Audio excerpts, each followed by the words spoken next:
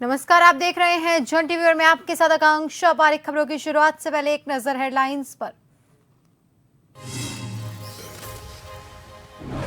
दिवाली से पहले कर्मचारियों को मिलेगा वेतन। एसीएस आनंद वर्धन ने सभी विभागों को जारी किया आदेश। 30 अक्टूबर तक सैलरी और पेंशन देने के आदेश।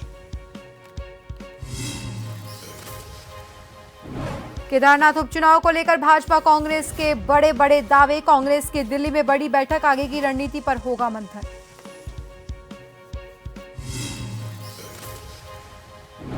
दिवाली से पहले वन विभाग अलर्ट मोड पर। उल्लुओं की सुरक्षा के लिए कॉर्बेट टाइगर रिजर्व में बढ़ाई गश्त। तांत्रिक जादू टोना तंत्र मंत्र के लिए करते हैं उल्लुओं का शिकार। रामनगर में अवैध रूप से पटाखे बेचने वालों के खिलाफ अभियान चलाकर आतिशबाजी की जब्त। मिलावटखोरों के खिलाफ भी कार्रवाई। और हरिद्वार के बहादुराबाद थाना क्षेत्र में कोर कॉलेज के पास पुलिस और बदमाशों की हुई मुठभेड़ में गोली लगने से बदमाश घायल। फायरिंग कर दहशत फैलाने का है आरोप।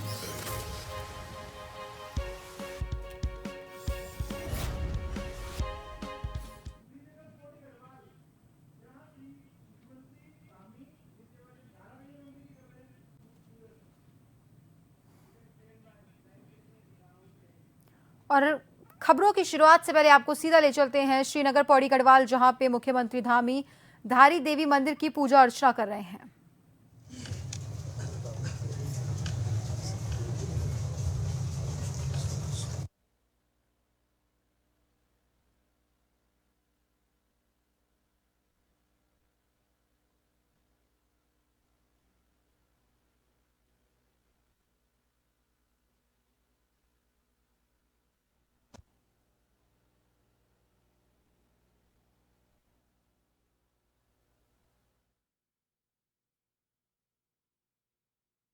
और अब रुक करते हैं खबर की ओर। उत्तराखंड में राज्य कर्मचारियों को दिवाली से पहले वेतन और पेंशन का तोहफा दिया गया है। मुख्यमंत्री के निर्देश पर शासन द्वारा इसके आदेश भी जारी कर दिए गए हैं। इसके माध्यम से सभी विभाग को कहा गया है कि दिवाली से पहले सभी कर्मचारियों का वेतन और पूर्व कर्मचारियों की पेंशन दी जाए। मुख्यमंत्री पुष्कर सिंह धामी ने इस संबंध में अधिकारियों को आदेश देते हुए कर्मचारियों का वेतन और पेंशन देने के निर्देश दिए थे। इसके बाद शासन द्वारा ये आदेश जारी किए गए हैं। इस संबंध में अपर मुख्य सचिव आनंद वर्धन द्वारा सभी विभागाध्यक्षों, जिलाधिकारियों और निदेशक कोषागार पेंशन और हकदारी को शासनादेश जारी कर दिया गया, जिसके लिए कहा गया कि 31 अक्टूबर को दिवाली का त्योहार है। ऐसे में सभी राज्य कर्मचारियों को सहायता प्राप्त शिक्षण और निकायों के कर्मियों को 30 अक्टूबर तक सैलरी का भुगतान किया जाए।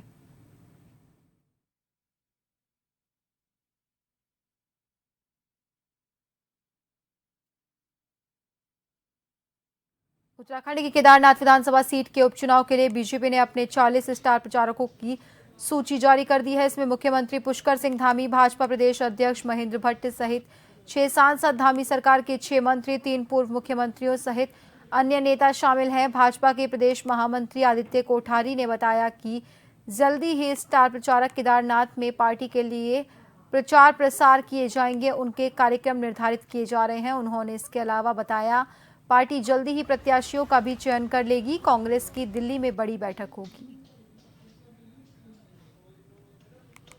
भारतीय जनता पार्टी ने केदारनाथ विधानसभा चुनाव की दृष्टि से अपनी पूरी तैयारी कर ली है और उसके लिए चुनाव आयोग के द्वारा नाम स्टार प्रचारकों के रूप में मांगे गए थे। तो भारतीय जनता पार्टी ने अपने वरिष्ठ नेताओं के 40 नेताओं के नाम भेजे थे और चुनाव आयोग के द्वारा 40 वरिष्ठ नेताओं को स्टार प्रचारक के रूप में अपनी स्वीकृति दी है और हम लोग यथाशीघ्र प्रत्याशी का चयन हमारा केंद्रीय पार्लियामेंट्री बोर्ड करके उसकी घोषणा हो जाएगी और 29 तारीख को अंतिम दिन है नामांकन का, तो उससे पहले ही जो है सारी प्रक्रिया पूरी होगी। और अब आपको सीधा ले चलते हैं राजस्थान के दौसा, जहां विधानसभा उपचुनाव के मद्देनजर प्रत्याशी जगमोहन मीणा के समर्थन में चुनावी सभा हो रही है, जिसे इस वक्त प्रदेशाध्यक्ष मदन राठौर संबोधित कर रहे हैं।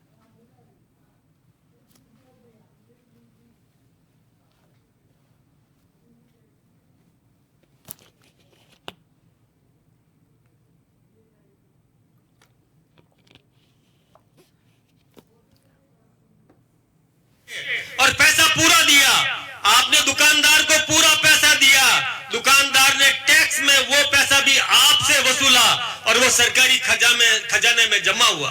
आपने चश्मा खरीदा, आपने कार खरीदी, साइकिल खरीदी, मोटरसाइकिल खरीदी, जो कुछ भी आपने खरीदा वो सारा का सारा टैक्स आपसे उस दुकानदार ने वसूला और वो सरकारी खजाने में जमा हुआ।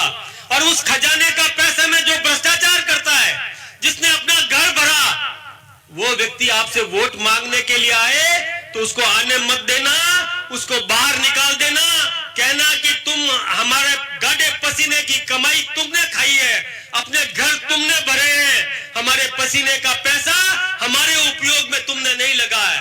लेकिन भजन लाल जी ने तय किया, हमारे नरेंद्र भाई मोदी जी ने तय किया कि इस जनता के गाढ़े पसीने की कमाई सड़कों में लगे, चिकित्सा में लगे, बिजली में लगे और शिक्षा में लगे, देश के विकास में लगे। इस प्रकार का प्रयास और हमारी भारतीय जनता पार्टी की सरकार कर रही है।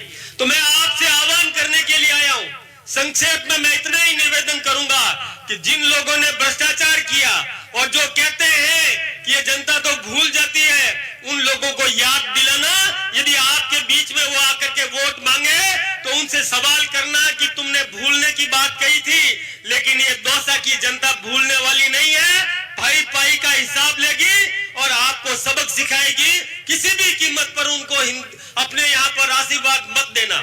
यदि आपने आशीर्वाद दे दिया तो जो जन सेवा कर रहा है, किरोड़ी लाल जी हो, प्रेम जी हो, भजन लाल जी हो, हम सब सेवा के लिए राजनीति में आए हैं। कंपटीशन बढ़ाओ तो उनमें बढ़ाओ। तो अभी हम आपको सीधी तस्वीरें दिखा रहे थे राजस्थान के दौसा से, जहां विधानसभा उपचुनाव के मद्देनजर बीजेपी प्रत्याशी के समर्थन में चुनावी जनसभा जारी है। और अब रुक करते हैं खबर की ओर। उत्तराखंड प्रदेश में जहां भारतीय जनता पार्टी द्वारा पार्टी के प्राथमिक सदस्यता अभियान चलाया गया, जिसमें बड़े स्तर पर करीब 75% लक्ष्य भाजपा की सदस्य ग्रहण करने के बाद अब पार्टी द्वारा सक्रिय सदस्यता अभियान चलाया जा रहा है। उधम सिंह नगर प्रभारी मनोज पाल सिंह ने बताया, जो हमारा संघात्मक जिला है काशीपुर, जिसमें पार्टी ने हमें जिम्मेदारी सौंपी है। जसपुर विधानसभा में 145 बूथ है, उस हिसाब से हर बूथ पर पार्टी ने 2 सदस्यों को रखा है और हमने अपने तीनों अध्यक्षों के साथ बैठक कर एक बूथ पर 2 सदस्य बनाने का काम शुरू किया है।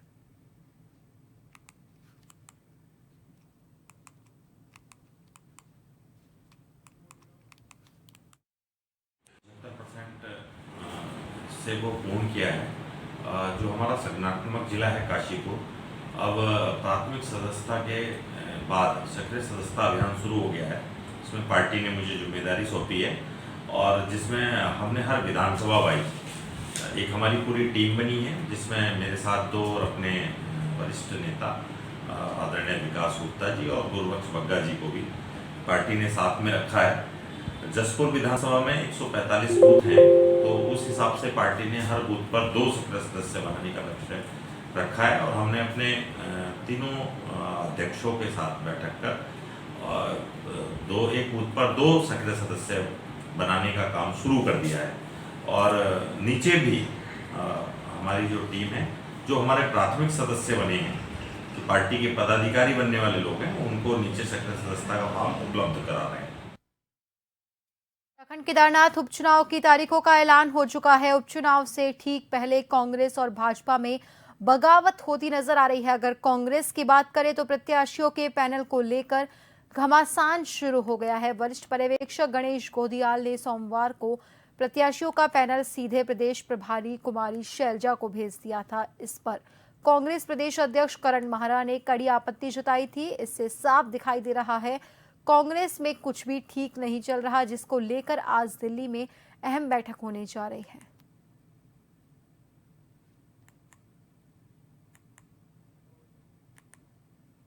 जनता पार्टी में टिकट चयन प्रक्रिया की एक स्वस्थ परंपरा है और चयन प्रक्रिया की एक प्रक्रिया है और उसमें निश्चित रूप से जो हमारे कार्यकर्ता है वो उसमें आवेदन कर सकते हैं। उन सबके आवेदन प्राप्त हो चुके हैं और हमारा जो शीर्ष नेतृत्व है, हमारा जो पार्लियामेंट्री बोर्ड है, वही तय करता है और उसमें वही निर्णय लेता है और जल्दी ही हमारे यहाँ निर्णय आएगा और सभी कार्यकर्ता हमारे पूरे मनोयोग से भारतीय जनता पार्टी का प्रत्याशी होगा उसका विजय बनाने के लिए सभी संकल्पित है। और निश्चित रूप से केदारनाथ विधानसभा में हमारे पास हमारी सीट थी और हम ही उसको जीतने वाले हैं।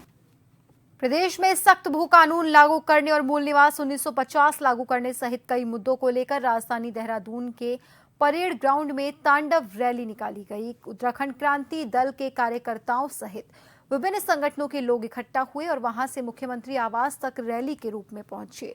मुख्यमंत्री आवास से पहले ही भारी संख्या में मौजूद पुलिस बल ने बैरिकेड्स लगाकर प्रदर्शनकारियों को रोक दिया, जिसमें नाराज प्रदर्शनकारियों ने जोरदार प्रदर्शन किया।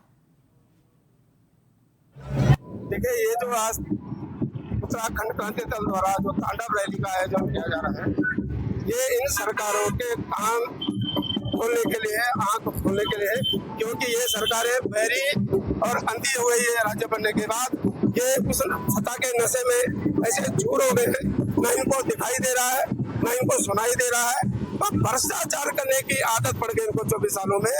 ये राज्य की जो कल्पना हमने की थी, यहाँ के लोगों का विकास होगा, यहाँ के लोगों को रोजगार मिलेगा, जल जंगल जमीन पे यहाँ के लोगों का कब्जा होगा, लेकिन 24 सालों में इन्होंने बर्बाद कर दिया इस उत्तराखंड की धरती को। एक पवित्र धरती है, शिव जी की धरती है, इसको इन्होंने जो है राक्षसों के रूप में जो है इन्होंने परिवर्तित कर दिया है। और खबरों में रुकेंगे एक छोटे से ब्रेक के लिए।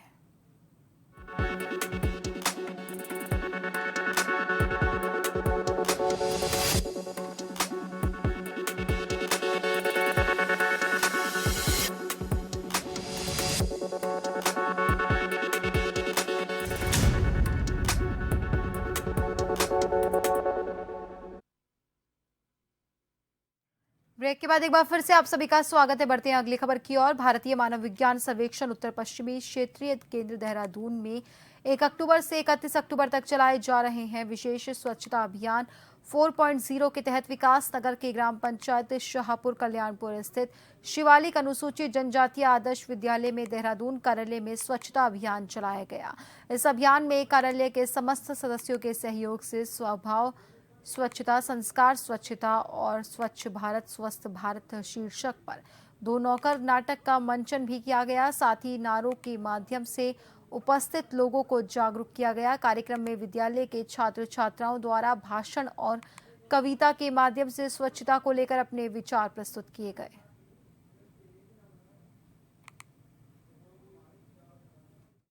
मानव विज्ञान सर्वेक्षण के तरफ से हम लोग आज शिवालिक अनुसूचित जनजाति आदर्श विद्यालय के बीच में आए हैं। यहाँ पे बच्चों के बीच में ये अवेयरनेस क्रिएट करने के लिए कि स्वच्छता हमारा एक समाज का एक बहुत अच्छे रूप से स्वीकार कैसे किया जा सकता है, क्योंकि बच्चे ही कल की पीढ़ी आगे बढ़ाने के कार्यक्रम करते हैं। तो बच्चों के अंदर ये जागरूकता लाने की कोशिश हम लोग किए हैं और उसके साथ साथ हमारा 1 महीने से चल रहा है बहुत सारा प्रयत्न के बीच में इसको हम लोगों ने सबसे ज़्यादा महत्वपूर्ण दिया है। और इसके तहत हम लोग एक वृक्ष माँ के नाम जो प्रधानमंत्री जी का एक और सपना है, उसको भी हम लोग यहाँ पे 50 वृक्ष रोपण करेंगे।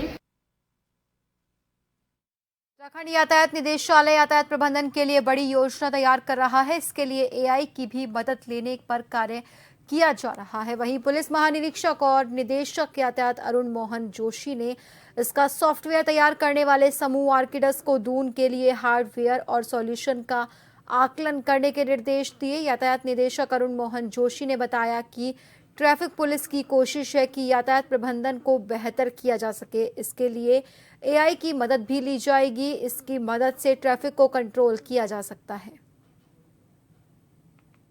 देखिए, मेन फोकस है जो ट्रैफिक को हम कैसे बेहतर कर सकते हैं, उसको बेहतर करने के लिए हम पे संसाधन क्या क्या हैं। संसाधन जो मैन पावर के टर्म्स में भी हमारे पास है। इसके अलावा जो इंफ्रास्ट्रक्चर है, रोड्स हैं, पार्किंग है, उनको एग्जामिन करना है।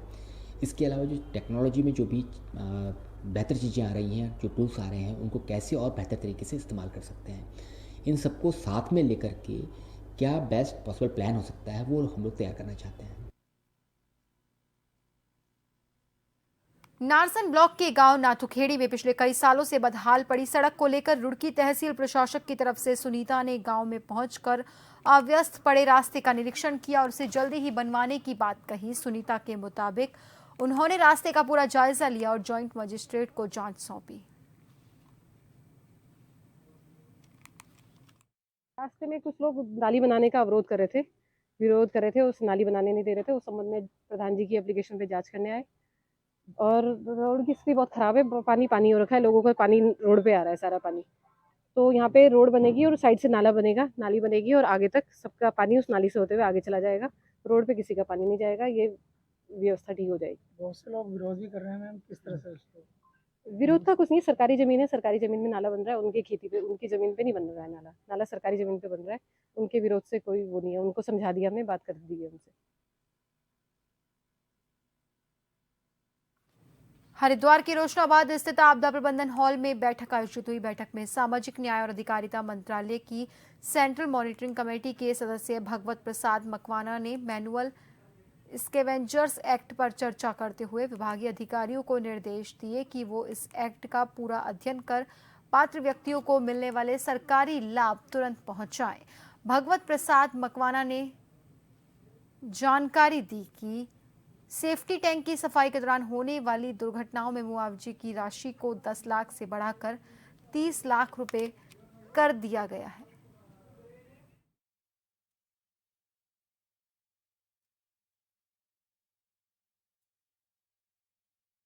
जो मैनुअल स्कैवेंजर एक्ट का सुप्रीम कोर्ट ने 20 अक्टूबर 2023 को आदेश दिए हैं पूरे देश के लिए कि जो मैनुअली सफाई का काम करते हैं ऐसे लोगों का चयन किया जाए। भारत सरकार, केंद्र की मोदी सरकार उनको एक मुश्त 40,000 रुपये अनुदान देगी, ट्रेनिंग कराएगी और 50 लाख तक के ऋण देकर स्वरोजगार के अवसर देगी। उनके शिक्षित बच्चों के लिए 10 लाख तक का ऋण जो है भारत में हायर एजुकेशन के लिए, और भारत से बाहर भी 20 लाख तक का ऋण जो है दिए जाने का मोदी सरकार सराहनीय कार्य कर रही है।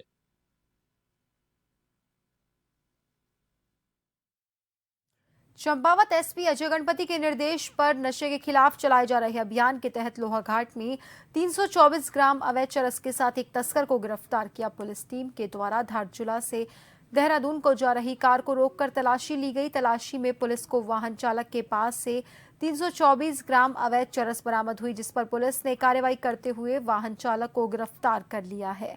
एनडीपीएस एक्ट के तहत मुकदमा दर्ज कर गिरफ्तार किया गया है। वाहन को सीज किया गया। आरोपी को मानवीय न्यायालय में पेश किया जा रहा है। एसएचओ ने कहा, नशा तस्करों के खिलाफ लोहाघाट पुलिस का अभियान लगातार जारी है।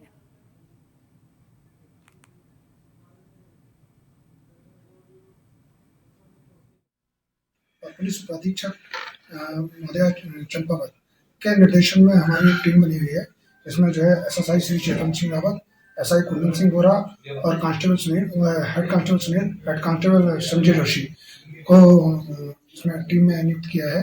और वाहन चेकिंग के दौरान सडनली जो है दिनांक 23/10/24 को समय 4:30 बजे करीब 324 ग्राम की चरस के साथ में एक अभियुक्त कपिल सन ऑफ मदन सिंह निवासी कालिका थाना धारचूला को गिरफ्तार किया गया है। उनके विरुद्ध अभियोग पंजीकृत किया गया है डीपीएस की धाराओं में, तथा उन्हें माननीय न्यायालय पेश किया जा रहा है। इन्हें क्लियर चेतावनी है, अपने कार्य से भागा जाए, अपने इसको कृत्य से भागा जाए, नहीं तो इनके खिलाफ लगातार कार्रवाई जारी रहेगी। भूवैकुंठ नगरी बद्रीनाथ धाम में काफी रौनक बनी हुई है। यहाँ लगातार तीर्थयात्रियों की संख्या में भी काफी बढ़ोतरी हो चुकी है। जैसे जैसे भगवान बद्री विशाल जी के धाम के कपाट बंद होने की तिथि नजदीक आ रही है, वैसे वैसे भगवान बद्री विशाल जी के धाम में हर दिन 9,000 के आसपास तीर्थयात्री भगवान बद्री विशाल जी के धाम में दर्शन प्राप्त करने के लिए पहुंच रहे हैं। आपको बता दें, भगवान बद्री विशाल जी के धाम के कपाट इस साल 17 नवंबर शीतकालीन हेतु बंद कर दिए जाएंगे। और बड़ी बात तो ये है कि बद्रीनाथ धाम में आजकल मौसम का मिजाज भी बदला हुआ है। सुबह शाम काफी ठंड महसूस की जा रही है। हालांकि 2 दिन पहले बद्रीनाथ धाम की ऊंची चोटियों में हल्की बर्फबारी देखने को मिली और भगवान बद्री विशाल जी के धाम की ऊंची चोटियों में 2 दिन पूर्व में हुई बर्फबारी के सुंदर नजारे देखे जा सकते हैं। हाईकोर्ट ने राजकीय विश्वविद्यालयों और महाविद्यालयों में छात्र संघ चुनाव को लेकर दायर जनहित याचिका पर सुनवाई को जारी रखते हुए याचिकाकर्ता और राज्य को 24 अक्टूबर को लिंगदोह कमेटी पर दिए गए सर्वोच्च न्यायालय के निर्णय को पेश करने के लिए कहा। कार्यवाहक मुख्य न्यायाधीश मनोज कुमार तिवारी और न्यायमूर्ति विवेक भारती शर्मा की खंडपीठ के समक्ष मामले की सुनवाई हुई। सुनवाई के दौरान राज्य सरकार की ओर से कहा गया कि उसने 23 अप्रैल 2024 को शासनादेश जारी कर कहा था सभी विश्वविद्यालयों के छात्र संघ चुनाव 30 सितंबर 2024 तक संपन्न हो जाने चाहिए, लेकिन विश्वविद्यालयों ने इसका अनुपालन नहीं किया। अब चुनाव कराने की प्रक्रिया चल रही है जो शासनादेश के विरुद्ध है।